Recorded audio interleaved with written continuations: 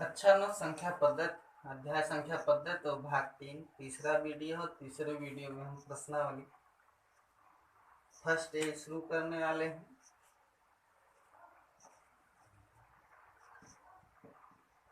प्रश्नावली first day. पहला सवाल है 20 और 40 के बीच 20 और 40 के बीच समस्त धन पूर्णांक लिखिए। दूसरा है 1 से 10 तक अभाज्य धन पूर्णांक लिखिए। 2a + 1 का कर्म अनुयायी पूर्णांक बताइए। 2/3 का योगात्मक प्रतिलोम, -5 का गुणात्मक प्रतिलोम, p + q और p - q के योगात्मक प्रतिलोम लिखिए। x के किस मान के लिए 5 × 3 × 2 बराबर 5 × 3 × x कथन सत्य है। पूर्णांकों में ऐसी कौन सी संख्या है जो स्वयं की योज्य प्रतिलोम होती है। यदि a एक सम धन पूर्णांक है तो बताइए कि संख्या -1 a + 1 सम है अथवा विषम है। पहला है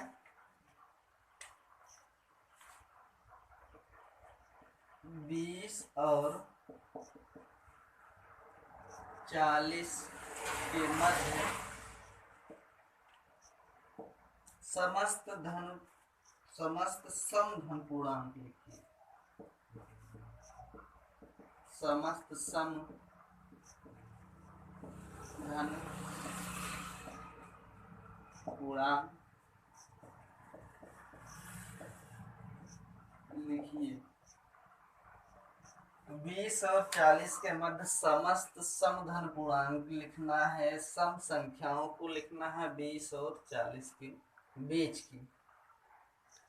तो सम संख्या और एक होता है विषम संख्या और तीसरा होता है अभाज्य संख्या। तो सम संख्या ऐसी संख्या होती है जो 2 से विभाजित हो जाए, जो 2 से कट जाए।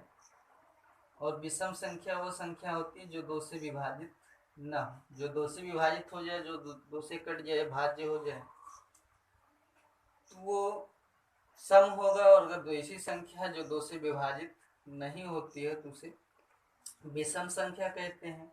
और अभाज्य संख्या वह संख्या होती हैं जो एक और स्वयं से विभाजित होती हैं, किसी अन्य संख्या से विभाजित नहीं होती। तो इसमें क्या करना है कि 20 और 40 के मध्य समस्त सम धन पूर्णांक लिखना है। तो सम संख्या वही होगी जो 2 से विभाजित हो जाएगी। तो 20 पहले लिख लेते हैं। 20 के बाद 2 से कटने वाली संख्या 22, फिर 24, फिर 26, फिर 28, 30, 32, 34, 36, 38 और ये 40। तो ये हो गई 20 और 40 के मध्य समस्त सम धन पूर्णांक। 20 के बाद 22 मिलेगा जो 2 से कटेगा, 24 भी 2 से कटेगा, 26 2 से कटेगा, 28, 30, 32, 34, 36, 38 और 40। ये ऐसी संख्याएं हैं जो सम हैं और 20 और 40 के मध्य स्थित हैं। दूसरा है 1 और 10, 1 से 10 तक, 1 से 10 तक अभाज्य धन पूर्णांक लिखिए। अभाज्य धन पूर्णांक लिखिए 1 से 10 तक, 1 से लेकर 10 तक अभाज्य धन पूर्णांक लिखना है। तो अभाज्य धन पूर्णांक वो संख्या होगी जो स्वयं से कटे या फिर 1 से कटे, वही संख्याएं अभाज्य होंगी। और अगर किसी अन्य संख्या से विभाजित हो रहा है तो संख्या वो अभाज्य नहीं होगी। समस्त अभाज्य संख्याएं विषम पूर्णांक हो सकती हैं, परंतु समस्त विषम पूर्णांक अभाज्य संख्या नहीं होता। इसको ध्यान में रखेंगे।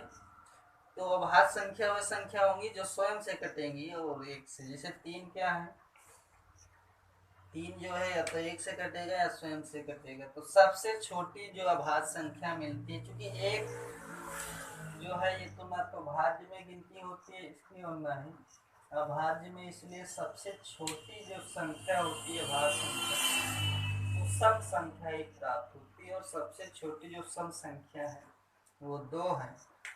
तो सबसे छोटी अभाज्य संख्या जो होगी वो 2, फिर उसके बाद 3, 4 कट जाएगा 2 से, फिर 5, 7।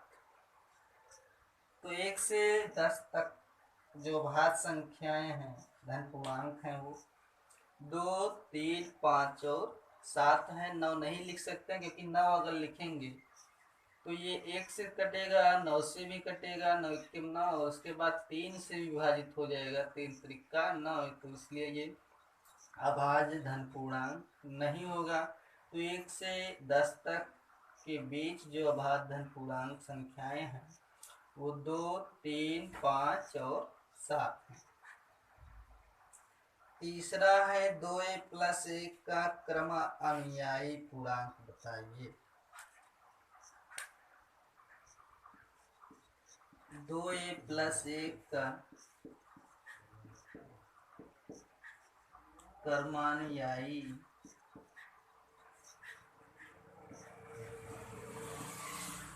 पूर्णांक बताइए। तो क्रम से आने वाली संख्या, जैसे अगर 1 के बाद क्या आएगा, 2 आएगा, 2 के बाद 3, 3 के बाद 4, 4 के बाद 5। इस तरह जब 2a + 1 है तो 2a + 1 का अगला जो क्रम अनुयायी संख्या होगा, 2a + 1 का आगे वाला जो होगा 2a + 2 हो जाएगा, फिर 2a + 3। तो 2a + 1 का क्रम अनुयायी 2a + 2, 2a + 3 ... इस तरह संख्याएं जो है वो मिलती रहेंगी।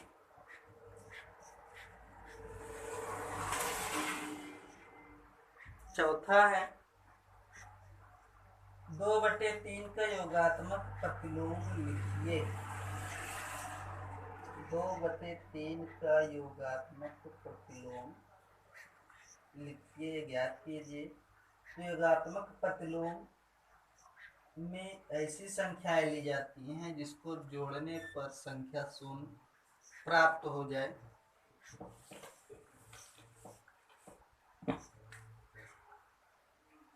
चौथा 2/3 का योगात्मक प्रतिलोम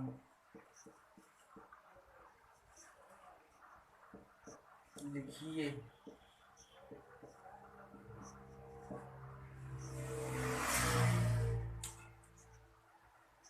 2/3 का योगात्मक प्रतिलोम लिखिए। तो योगात्मक प्रतिलोम में ऐसी संख्याएं ली जाती हैं जिसको अगर जोड़ दिया जाए दी हुई संख्या में तो उसका मान शून्य प्राप्त हो जाए। तो सामान्यतः योगात्मक प्रतिलोम लिखते समय संख्या तो वही रहती है, केवल उसका चिन्ह जो है, उसके सामने का चिन्ह जो है बदल दिया जाता है। अगर प्लस है तो माइनस हो जाता है, और माइनस है तो उसके सामने प्लस लगा दिया जाता है। तो यहाँ 2/3 है और 2/3 प्लस में है, इसलिए अगर इसका योगात्मक प्रतिलोम हमें लिखना है तो उसी के आगे क्या करेंगे, ऋण चिन्ह लगा देंगे।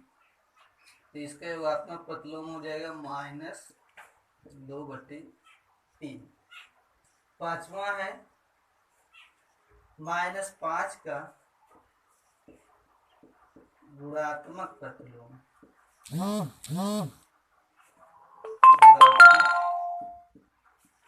प्रतिलोम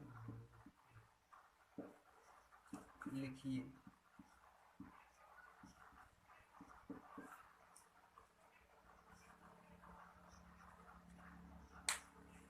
-5 का यहाँ पर देखिए, चौथे में जो था वो योगात्मक प्रतिलोम था, तो योगात्मक प्रतिलोम में उस दी गई संख्या के आगे का हम चिन्ह बदल देंगे। अगर प्लस में है तो माइनस लगा के लिख देते हैं, अगर माइनस है तो माइनस चिन्ह हटा कर लिख देते हैं उसी संख्या को, तो उसका योगात्मक प्रतिलोम हो जाता है।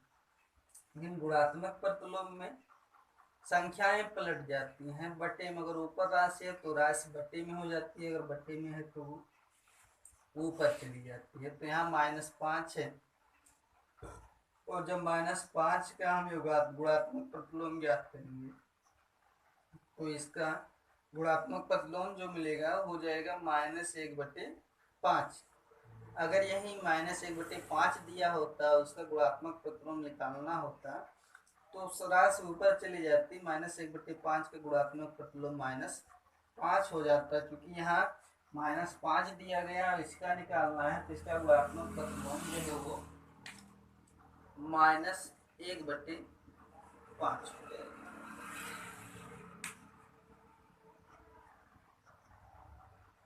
छठवां है P+Q और P-Q के योगात्मक प्रतिलोम लिखिए।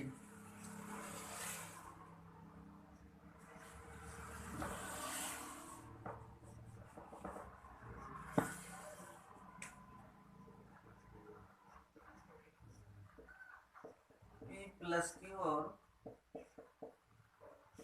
P-Q का योगात्मक प्रतिलोम लिखिए।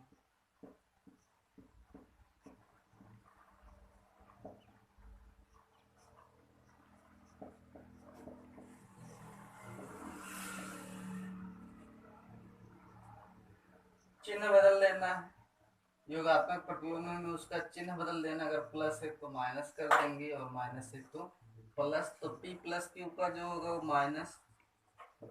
-P-Q हो जाएगा, और इसका जो है -P और +Q हो जाएगा। तो आज का वीडियो सेशन बस यहीं तक, फिर अगले वीडियो में देखते हैं।